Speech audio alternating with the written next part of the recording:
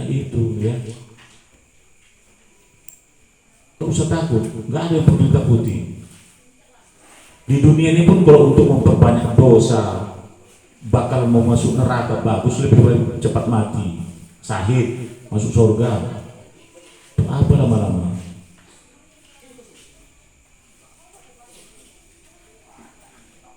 Paham ya?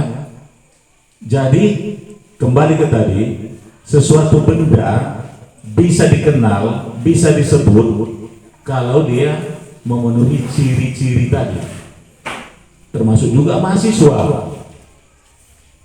Jadi kalau 5 tadi, 5 ya, kritis, kemudian ya peduli, kemudian pokoknya agent of change atau agen perubahan. Kalau itu nggak dimilikinya, nggak usah lah jadi mahasiswa.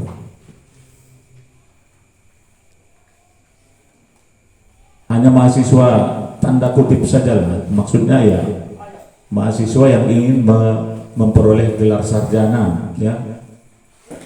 Seseorang, bukan mahasiswa, seseorang yang ingin memperoleh gelar sarjana, bukan mahasiswa. Ya. Nah, itulah dulu yang menggelitik almarhum Ayahandal Ranfani, ya, mendirikan HM ini. Ya, gerakan-gerakan mahasiswa itulah yang membuat negara berubah. Nah, kenapa negara kita seperti ini, ya?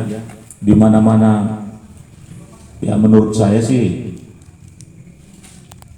harus diluruskan gitu. Tapi yang meluruskannya mestinya adik-adik mahasiswa, bukan kami lagi gitu. Ya.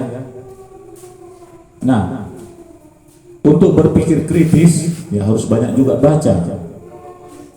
Kalau enggak, intinya harus banyak baca. Jadi kalau kami dulu mau LK1,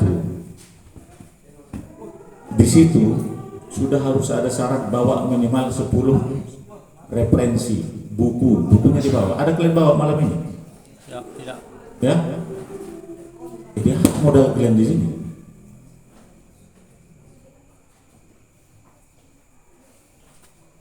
Apa modal kalian di sini? Cuman modal diri aja, modal apa?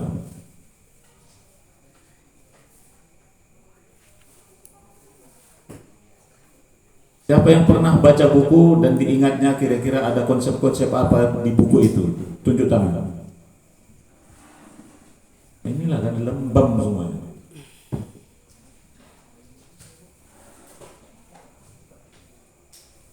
Kalau kami dulu, ya ini kan dulu lagi ceritanya gitu.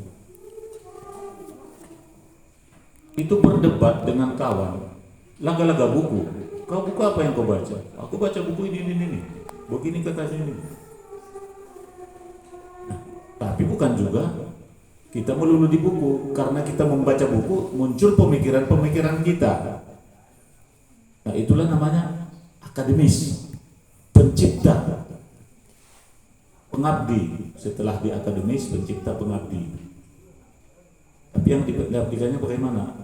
Lah, bernapaskan Islam. Saya dulu membawakan materi tafsir independensi dan tafsir tujuan.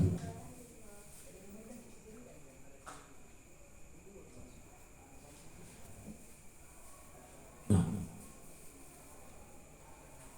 begitu banyak persoalan-persoalan di masyarakat.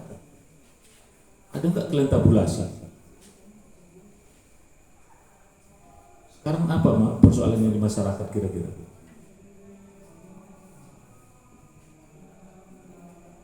Di Nias ini apa persoalan masyarakat di Nias ini? Gak ada, karena memang gak kalian perhatikan. Ya, silakan. Jadi yang saya perhatikan masalah di khususnya di Nias Utara itu, Oh, adik dari Nias Utara. ya, jadi ketika dia kalah dalam suatu pemilihan, maka dia akan berusaha bagaimana caranya agar lawannya tersebut yang sudah terpilih, bagaimana caranya agar mendapatkan masalah yang bertubi-tubi. Apa itu masalah? Bukan apa itu masalah. Siapa yang tahu apa masalah? Ini cerita kita masalah. Apa itu masalah? Sejenis makanan, sejenis apa? Apa itu masalah? Masalah itu membentuk persoalan agar Apa itu persoalan? Nah, ini yang sering ditemukan sekarang kepada yang mengatasnamakan dirinya mahasiswa padahal tidak, ngomong apa adanya tapi ditanya nggak tahu apa-apa. Macam kalian ini lah. Masalah. Siapa yang tahu apa masalah? Kita apa masalah?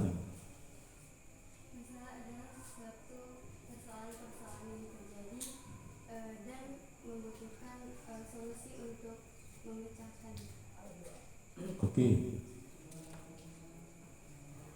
Yang ringkas. Kita kan ini mau ke masyarakat. Yang kita jumpai itu yang nggak ada sekolahnya, nggak ada apa. Tapi begitu kita sampaikan definisi masalah, dia tahu. Ya silakan. Nafhatil. masalah itu menurut saya hambatan. Hambatan. Apa hambatan pula lagi? Apa pula hambatan dengan masalah? Ya. Masalah itu merupakan suatu hambatan yang diberikan oleh seseorang terhadap suatu individu dan salah satunya akan memberikan dampak negatif atau positif di salah satu pihak. Oke, yang lain siapa? Yang ringkas, tepat, padat. Makanya saya bilang nggak ada mahasiswa lagi, apalagi di ruangan ini. Di dunia saya nggak ada mahasiswa. Definisi masalah saya nggak tahu. Silakan. Masalah adalah suatu persoalan yang masih belum sesuai dengan keadaan yang diinginkan. Hampir tepat. Saya Ya. suatu peristiwa Peristiwa berdarah. suatu persoalan Ya. yang kita harus memecahkan atau menyelesaikannya. Yang lain. Masalah menurut saya itu problematika hidup. Romantika hidup nggak masalah hidup. Ya, yang lain.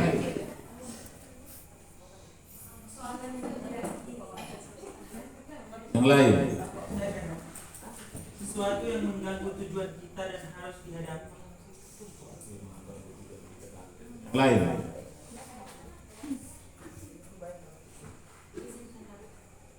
Perkara yang terjadi antara individu ke individu yang lain. Yang lain.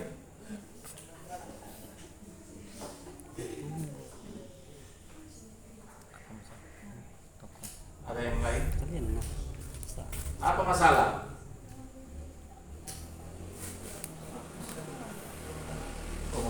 Itu masalah juga. Hambatan. Ya, jadi masalah gampang. Anda mau misalnya ekspektasi Anda nilai A, kan gitu. Nggak ada yang nilai C, kan ekspektasinya. Tiba-tiba keluar B, nah itu udah masalah. Artinya tidak sesuainya yang diharapkan dengan kenyataan. Sama dengan sekarang, saya sekarang lagi menghadapi masalah. Abang menghadapi masalah. Abang pikir sudah bawa buku lah kalian biar berdebat kita di sini. Rupanya masalahnya nggak ada buku kan. Abang pikir sudah bisalah nanti berdiskusi dengan peserta-peserta dari beberapa perguruan fakultas ya, perguruan tinggi masih 2 kata Bang Adi ya. Ternyata enggak juga. Nah itu masalah. Paham ya? Jadi sederhana aja. Masalah adalah tidak sesuainya harapan dengan kenyataan. Titik. Jangan panjang-panjang.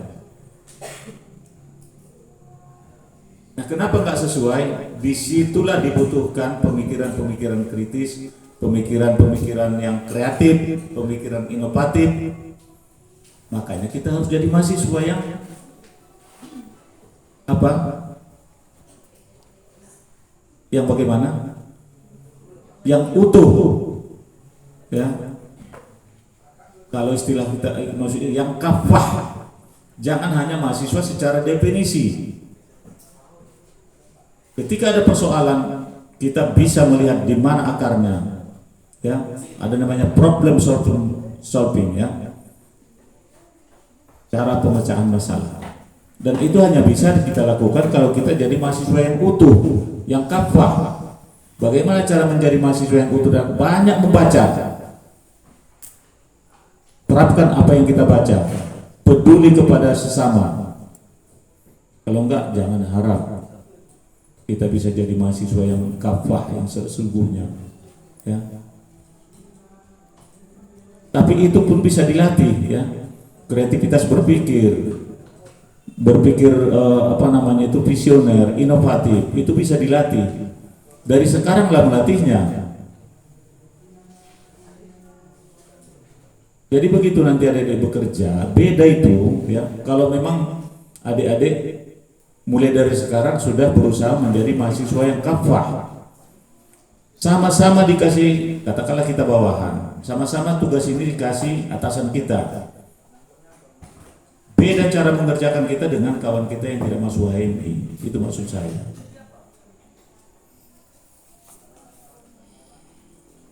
Bisa kita lebih cepat, kita bisa berpikir kreatif, berpikir inovatif. Apalagi kita result oriented, ya, orientasi hasil. Beda, ya. Tapi kalau kita nggak ada baca, kita nggak jadi mahasiswa yang utuh, ya sama aja dengan nggak orang HMI. Ngapain kalian capek-capek sini, ya bang, ya? Bagus pulang tidur, tarik selimut, nyenyak. Kalau nggak ada beda kita dengan mahasiswa yang tidak ikut LK1 malam ini, apa gunanya? Nah, jadi itu satu penciri daripada kader-kader HMI itu bisa menghadapi masalah dan memecahkan masalah di saat dan waktu yang tepat. Bahkan bisa membuat masalah. Tapi memang bisa juga masalah yang dibuatnya itu bisa diselesaikannya. Yang tak masuk HMI ini tak bisa itu, dibuatnya masalah tinggalkannya, selesai. Orang yang mau berhabis. Nah, kira-kira begitu. Jadi intinya LK1 ini kalian memahami masalah dulu. Memahami masalah. LK2 nanti kalian harus bisa memecahkan masalah. LK3 harus bisa membuat dan memecahkan masalah. Itulah intinya. Jadi bukan hanya memecahkan masalah kalau sudah LK3. Karena kadang-kadang masalah itu nggak ada kalau nggak kita buat. Harus kita buat. Tapi sudah harus tahu kita bagaimana mengatasinya. Dari mana itu? Membaca. Oke, balik ke tadi. Siapa yang sudah pernah baca buku dan apa yang diingatnya di buku itu? Silakan. Silakan, Firda. Baik, saya pernah membaca satu buku tentang usul fikih perempuan, dan di dalam itu terbagi menjadi 4 bagian perempuan. Yang pertama, dia sebagai anak. Yang kedua, dia sebagai wanita sosial atau wanita sudah dewasa. Yang ketiga, dia wanita sebagai seorang istri, dan dia adalah wanita sosial. Siapa penulisnya? M. Fakih. Tahun berapa terbit? Tahun 2017 kalau nggak salah. Siapa penerbitnya? Apa? Saya lupa. Tak utuh. Ya. Kalau dulu, nah itu kan dulu lagi. Halamannya pun tahu, ingat dia. Yang dulu. Halamannya pun ingat dia. Itu kelebihan kita dibanding yang tidak ikut LK1, ikut HMI. Kalau sama aja nggak usah lah. Saya suruh kalian pulang. Kalau sama aja kalian nanti selesai dari sini, sama saja dengan kalian, kawan-kawan kalian yang tidak ikut LK1, bagus, nggak usah lah. Capek, ngabiskan ya capek lah, bagus pulang.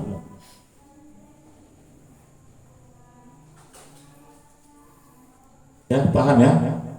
Jadi nanti lahap aja buku-buku, apalagi buku-buku pelajaran, ya. Yang nggak buku pelajaran aja dibaca. Nggak ada ruginya, ya. Nggak ada ruginya banyak membaca. Ada itu buku-buku umum, bagaimana cara berpikir kreatif, bagaimana cara menyelesaikan masalah, cara mengambil keputusan yang tepat, ada dibaca. Walaupun kita orang misalnya nggak ada mata kuliah, itulah kelebihan IM itu. Mungkin kalau nggak dibaca tadi biodata abang, pasti kalian pikir abang orang IAIN, ya kan? Atau sekarang Winsu, ya Winsu. Jadi pernah dulu itu biasalah kalau di Medan sering ada itu silaturahmi adik junior ke rumah. Entah dari mana, ya kan, yang merasuki pikiran si adik ini bertanya, bang, abang dulu Yayan namanya, di Yayan angkatan berapa? Oh, tahu adik, abang anak Yayan, ya kan? Itu buku-buku abang, coba lah, itu buku-buku yang ada di abang itu tidak buku abang itu, karena memang iya. Walaupun saya apoteker, ilmu eksak yang harus mempelajari tumbuh-tumbuhan, obat-obatan, semua kan ilmu. Jadi yang dilihatnya situ ya buku-buku agama lah gitu. Dengan seenaknya bertanya, angkatan berapa? Itu lillahi ta'ala, ya betul itu. Ya. Akhirnya abang luruskan, saya enggak anak iya. Apalagi dulu, nah, waktu zaman kami instruktur itu uswatun hasanah, pakai tangan panjang, ya. Pokoknya apa namanya, bagaimana supaya menjadi contoh teladan yang baik lah di situ di depan forum, karena beban, ya, bukan kebanggaan menjadi instruktur itu, tapi menjadi beban. Tapi kalau beban pun kalau dijalankan, ya, misalnya sekali kelas 40 atau 30 orang yang mengenal kita, artinya memang ya sebenarnya nggak begitu pun, tidak harus yang lain yang aneh-aneh tingkah laku kan gitu ya, walaupun dulu masih belajar. Kalau sekarang apalagi ya udah bapak-bapak. Jadi instruktur itu adalah cerminan daripada nilai-nilai Islam yang dianut oleh Rasulullah. Itulah instruktur di HMI. Sehingga kalau dulu, nah ini kan saya nggak tahu sekarang, banyak itu yang berlanjut antara peserta LK1, ya jadinya menjalin hubungan gitu. Menjalin hubungan karena memang idolanya rasanya instruktur ini kan gitu, mengidolakan. Nah, ada juga memang instrukturnya agak nakal, dikasihnya harapan sini, dikasihnya harapan sini, akhirnya satu nggak jadi misalnya. Ya, jadi gitu nanti ya kalau mau jadi instruktur gitu, nggak usah dicari-cari pasangan kita, orang yang nyari nanti. Ya, tapi kalau perempuan nggak tahu juga saya, ya, apa begitu pandangan laki-laki, karena memang secara fisiologis pun kita dijadikan Allah itu berbeda, ya. Kalau laki-laki kan memandang perempuan bagaimana perhitungan dia gitu, bagaimana. Tapi kalau perempuan memandang laki-laki atau menggunakan perasaan, dia merasa oh ini idolaku, ini bisa cocok jadi imamku kayak gitu kan. Tapi kalau laki-laki belum tentu, ya. Nah itu dia. Jadi itu ceritanya kalau instruktur ya. Bagaimana supaya menjadi instruktur? Nggak bisa dari LK1, nggak bisa, harus jadi LK2 dulu, harus dari LK2 baru ada namanya kursus senior atau senior course, ya. Disitulah menjadi, itu pun belum tentu jadi instruktur, magang lagi, ya. ada penilaian dari instruktur yang penuh, bagaimana tingkah laku. Pokoknya lebih ribet lah daripada ngambil S3. Proposal lagi, ya, ujian lagi. Ini kalian ujian ini masuk sini. Ujian tulis ada, ujian wawancara ada, interview ada, ya. Nah itu. Jadi memang BHM itu sangat selektif. Kami tidak mau banyak berduyun-duyun seperti buih, kata Rasul, ya, gak ada gunanya buih di lautan. Tapi sedikit pun, tapi mewarnai. Nah itu prinsip kita, ya. Jadi di mana-mana kita harus tampil. Nah bagaimana caranya? Harus banyak baca. Baliknya ke situ-situ juga, Bu. Makanya Allah memerintahkan Rasulullah yang pertama kali Iqra. Ya. Gak ada ruginya juga. Apalagi sekarang. Kalau kami dulu beli buku, sekarang di internet ada kok. E-book, ya, PDF semua, baca. Nah, kalau kami dulu ada istilahnya, itu yang meminjamkan buku kepada orang, ya, itu bodoh. Kenapa? Berarti karena nggak tahu dia apa yang di dalam buku itu, maka dipinjamkannya. Tapi lebih parah lagi, udah dipinjamnya buku, dikembalikannya, itu gila.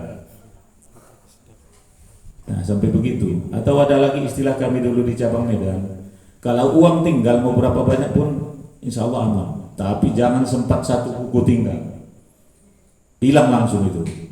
Begitulah minat membaca kami dulu. Jadi kalau dulu jumpa kita senior, bukan ditanya jabatan apa di komisariat, bukan ditanya apa sekarang jabatan adik, sudah berapa banyak buku kau baca.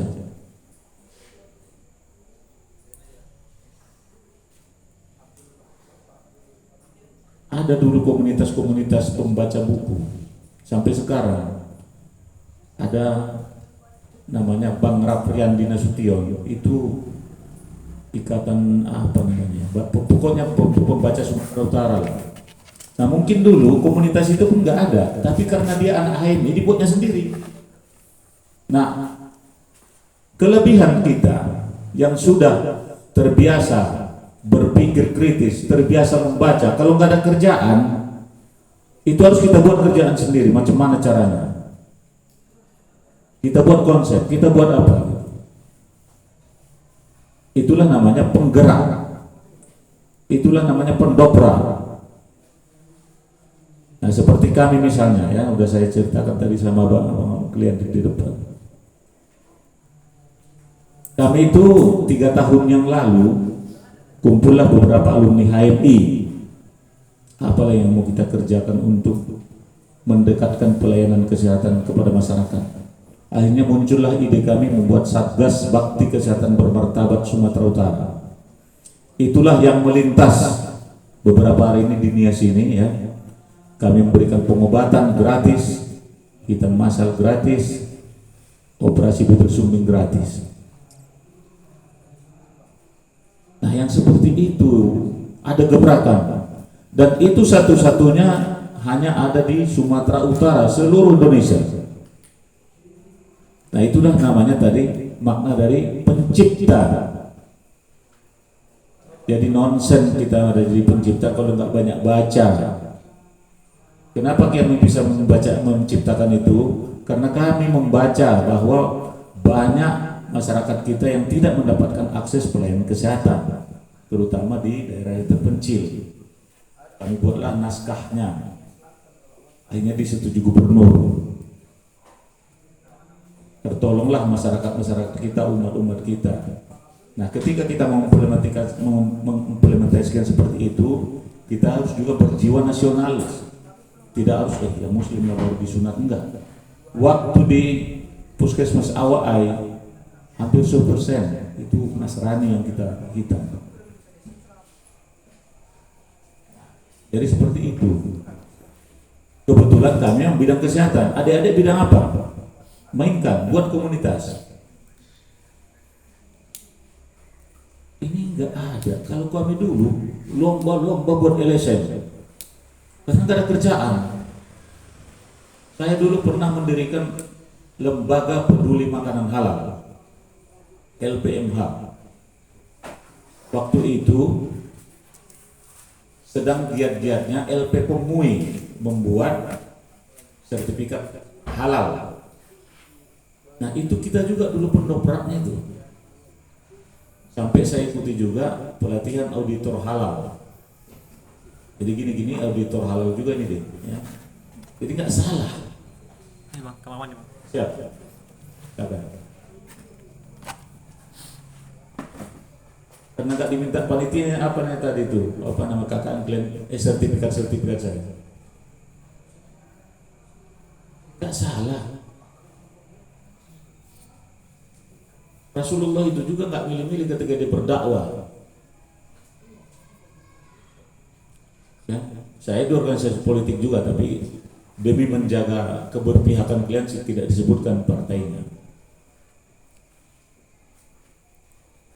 Saya pernah juga ketua lembaga anti narkotik di Sumatera Utara. Kenapa? Seluruh Indonesia nomor 1 Sumatera Utara mengenai narkoba. Di mana kalian mahasiswa? Ini malah mahasiswa pula pemainnya, ditangkap pula diusut. Saya telepon langsung rektor itu, karena masih adik saya. Apa sih manfaatnya kalian masukkan koran? Apa kalian diam-diam aja selesaikan sudah. Kami ini malu. Siap dong. Ya. Jadi rektor USU yang sekarang itu Lumhemi, mantan bendahara Batko. Saya telepon, apa sih manfaatnya kalian masukkan koran?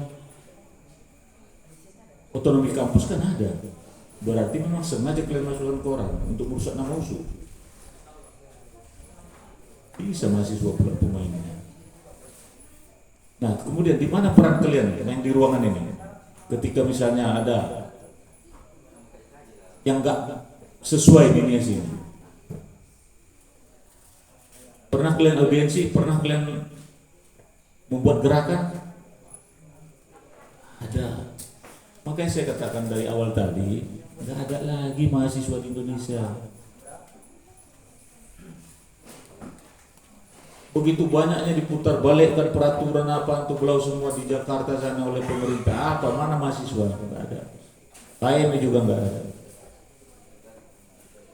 Nah kami maunya muncul lagi gitu, muncul lagi jiwa-jiwa yang betul-betul berjuang. Tapi bukan maju tak gentar membela ya.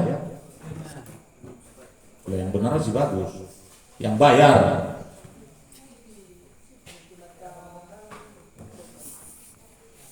Jadi perbaikilah niat. Apa niat adik-adik sekalian masuk HMI? Innamal a'malu binniyat. Apa niat kalian? Itu kalianlah yang tahu.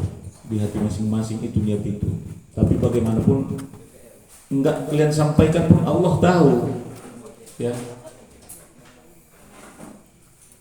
Mau jadi ketua KAHMI boleh, tapi ya lulus dulu lah. Nanti akademiknya. Kalau juga nanti DO enggak juga bisa jadi alumni HMI. Bisa pun ya malu lah, masa kumpul-kumpul yang dulu pernah DO itu gitu. Malu lah. Ya.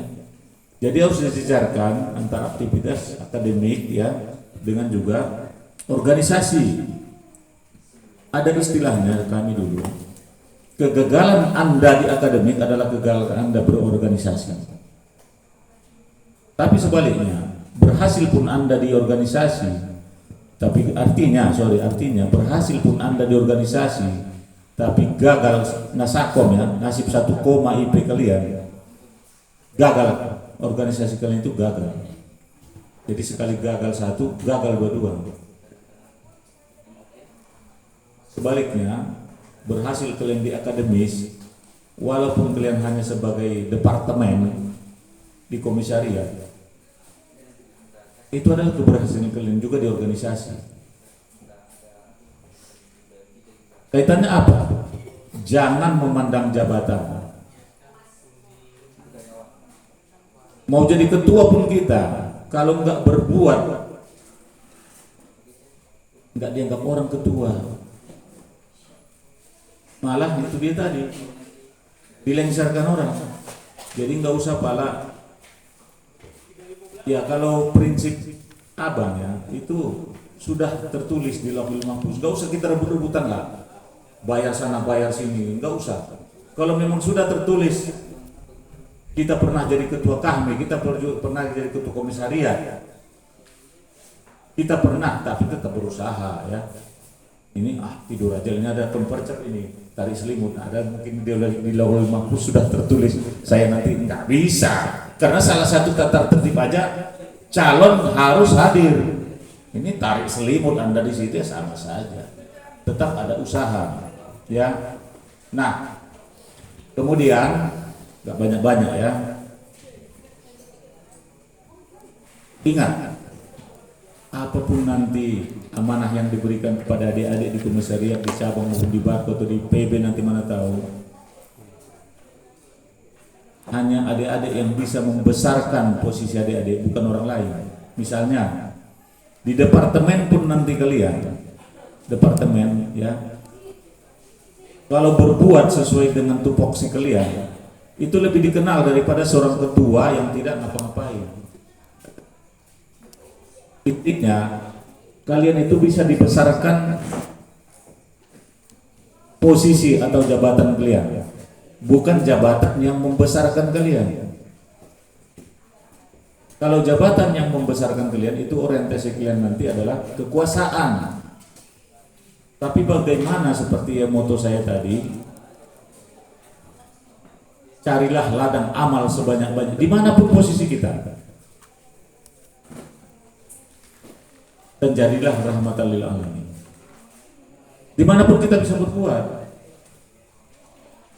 tidak harus jadi ketua, jadi departemen pun bisa. Kita bisanya koordinasi dengan ketua. Bang, misalnya abang kita lah ketuanya gitu kan, kayak ada ide begini, kita buat yuk. Dari posisi atau jabatan adik-adik ini bisa besar organisasi ini dengan dilaksanakan oleh ketua. Daripada kalian jadi ketua cuma ngongkang-ngongkang karena dibayar sana bayar sini, menang di kongres, menang di percap, menang di komisariat. Boleh, udah haram itu, sogok menyogok itu haram. Yang disogok dan yang menyogok itu haram. Pada hadisnya bang ya, lupa.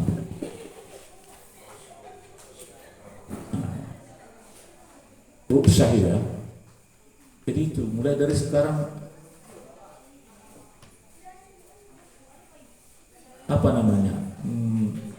sudah ada Al-Quran pedoman hidup kita ya.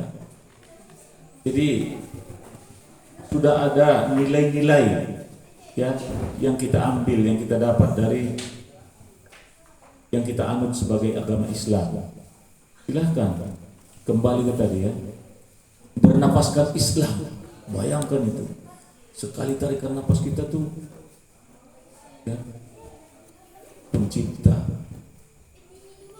akademis, pencipta, pengabdi, bernapaskan Islam. Bayangkan itu. Jadi setiap tarikan napas kita, setiap tindakan kita, setiap harus mengandung nilai-nilai Islam. Paham ya? Jangan kita kotori hati yang sudah bersih dikasih Allah. Sesungguhnya kita ini makhluk yang paling sempurna. Siapa yang tahu ayatnya itu? Ada yang tahu? Yang STAIS mana? Sekolah Tinggi Agama Islam. Bahwa manusia yang paling sempurna apa?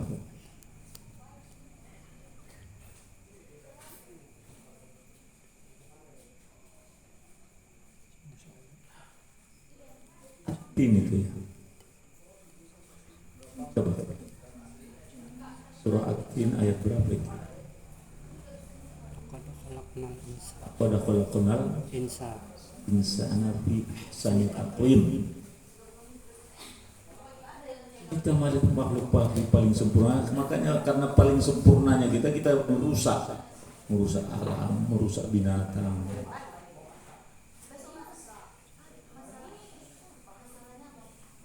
Paham ya? Jadi maunya kalau kita yang sudah sempurna dikasih Allah dari makhluk-makhluk lain, ya, pokoknya disyukuri ya, disyukuri. Sempurnanya kita di mana? Siapa yang tahu? Sempurnanya kita di mana? Dibanding dengan makhluk lain. Saya berikan satu ayat dalam surah Al-Baqarah ayat 30 dengan kutipan wa isqala rabbuka lil malaikati inni ja'ilun fil ardi khalifah. Iya. Jadi artinya ingatlah ketika Allah berfirman kepada para malaikat, Ia hendak menciptakan manusia ke muka bumi ini sebagai khalifah. Jadi itu adalah satu yang sangat luar biasa bagi ciptaan Allah dibandingkan ciptaan-ciptaan lainnya. Dia menjadikan kita sebagai khalifah yang memimpin muka bumi ini. Dia memberikan kepada kita pikiran, hati, dan perasaan untuk bisa kita merasakan apa yang terjadi di sekeliling kita sehingga kita dapat bertindak sebagai seorang pemimpin untuk menjaga lingkungan kita sendiri. Kalau mau Sudah kalian lakukan. Jangan-jangan bukan lagi mahasiswa yang nggak ada, manusia pun nggak lagi di muka bumi ini nanti. Ada yang bisa membantah? Mungkin saya pun nggak manusia lagi ya. Kalau kembali ke ciri-ciri manusia itu apa? memiliki akal, perasaan, Cuma itu. Hanya memiliki. Habis itu nggak pernah digunakan gitu.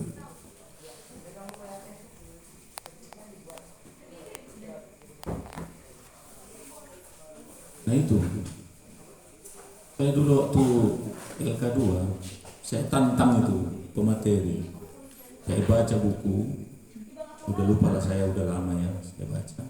Menurut yang saya baca katakan bahwa ciri-ciri manusia itu adalah ini.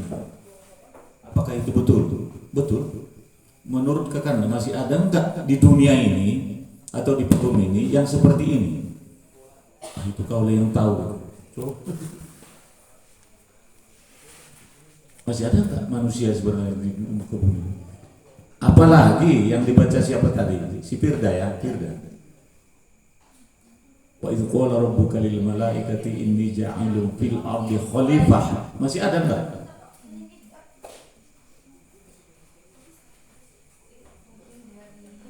Atau hanya sebagian suatu makhluk ya, ini saya terus terang di ruang ini juga namakan dirinya masih manusia. Paham nggak? Jadi usahakan jadi mahasiswa, jadi manusia pun mungkin kita belum. Boro mau jadi mahasiswa. Coba dulu dicari dulu apa syarat-syarat menjadi manusia. Ciri-ciri menjadi manusia itu apa? Sedikit aja kok bedanya kita dengan binatang. Apa ayatnya? Siapa yang tahu?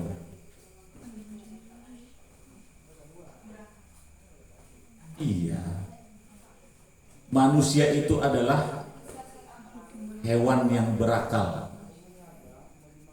Apa ayatnya itu? Insanu hadis atau ayat itu Pak? Bang. Ya, hadis ya. Hadis. Bahwa manusia itu adalah hewan yang berpikir. Artinya kita hewan tapi berpikir. Ketika kita tidak menggunakan pikiran kita, tidak menggunakan pikiran kita secara sempurna, maka kita hewan. Yang nggak setuju siapa? Makanya di kehidupan sehari-hari, maaf cakap, anjing kau kata orang. Kenapa? Dia melihat kita sudah anjing memang, bukan lagi manusia.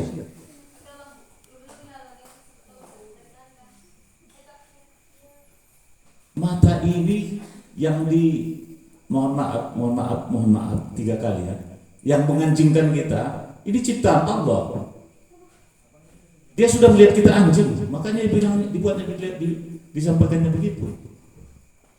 Memang babinya kau. Memang udah penglihatan dia babi kita saat itu.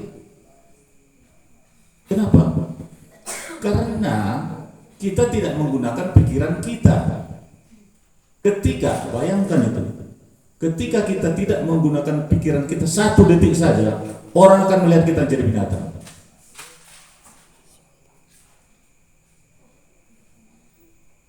Paham ya? Jadi sekali lagi adik-adik sekalian, jangankan jadi mahasiswa, jadi manusia saja pun sanksi saya kalian ini. Saya aja sanksi saya jadi entah manusia kan enggak saya. Kalian yang menilai. Dan tolong jangan menilai diri sendiri. Biarkan orang lain yang menilai kita. Bercermin masih tua kok, masih manusia pun enggak. Bercermin bukan hanya di kaca, di hati. Hati itu adalah cermin kita. Cermin yang betul bisa pecah di hati ini, nggak bisa dibohongi. Paham ya?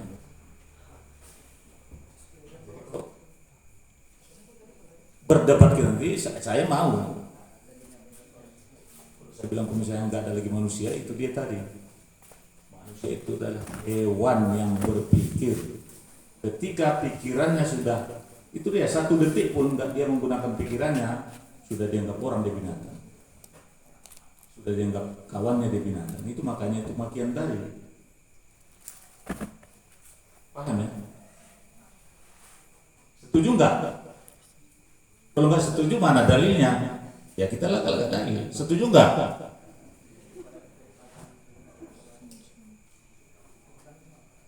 Karena kalian nggak membaca, itu dia nggak bisa berdebat.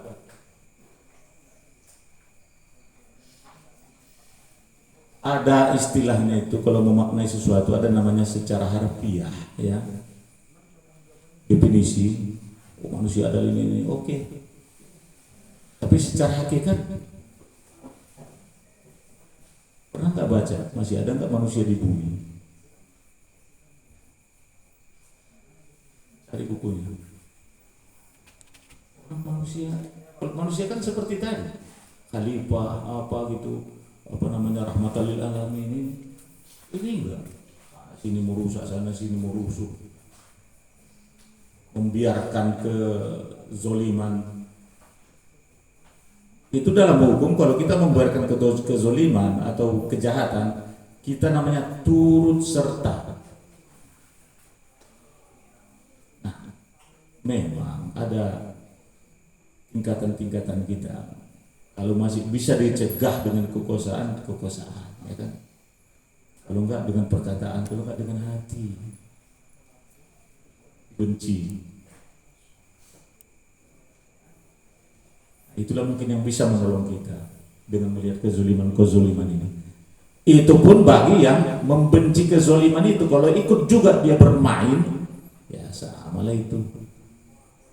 Menyetujui, mendukung program-program yang enggak kerakyatan, program-program maksiat, karena ketua cabang, karena ketua batko dibayar judi. Ada dulu.